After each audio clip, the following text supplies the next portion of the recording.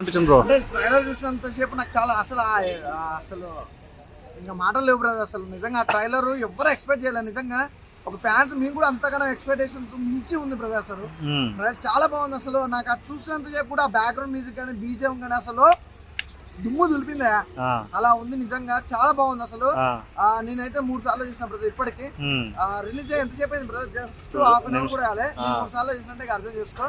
Super గా ఉంది. చాలా చాలా డిఫరెంట్. నిజంగా ప్రభాస్ అన్న నుంచి అయితే మేమైతే ఏదైతే ఎక్స్పెక్ట్ చేస్తున్నామో అంతకు మించి ఉంది. కట్అవుట్ మన బర్త్డే అప్పుడే చూసిరా.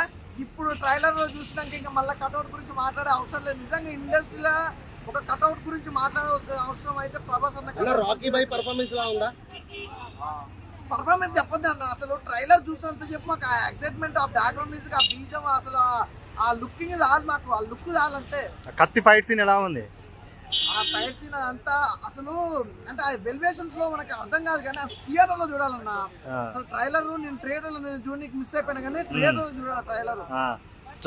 ట్రైలర్ కి ఇలా ఉంటది, సినిమా వస్తే ఎలా ఉంటది? దుమ్ము దుమ్ము దులిపదన్నా. సినిమా దుమ్ము దులిపదా? ఇండస్ట్రీలో ఆల్రెడీ పునకాలు స్టార్ట్ అయినాయి. దుమ్ము దులుపుతుంది.